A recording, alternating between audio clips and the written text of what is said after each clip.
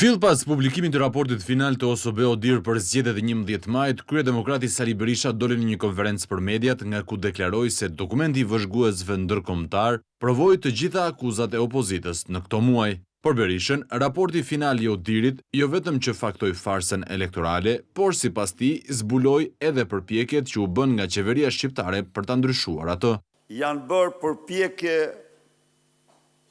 të cilat me kënaqësi të madhe u them shqiptarve se patën zero efekt. Është në meritën më të madhe të institucioneve që vëzhguan zgjedhjet, që i qëndruan fjalë për fjalë të gjitha konstatimeve që faktojnë një farsë të vërtet elektorale në 11 maj. Sipas Berishës, në raport evidentohet ajo që përbën thelbin e zgjedhjeve, shkelja e barazisë në proces mes palëve dhe kandidatëve.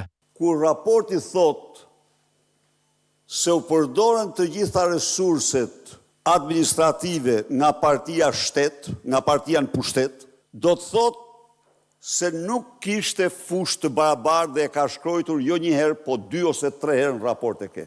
Mëtej kreu i Partisë Demokratike theksoi se tashmë ky raport i ODIHR-it bashkë me një dokumentacion të plotë që është grumbulluar këto muaj nga grupet e punës, do të dërgohet kancelarive më të mëdha perëndimore, sidomos për votën e diasporës. Dhe ne doja dërgojmë këtë vërejtje kemi ne për raportin që të ketë një njohuri më të plotë dhe do e paraqesim kudo në Europë edhe pjesën e diasporës, është e shkurtuar.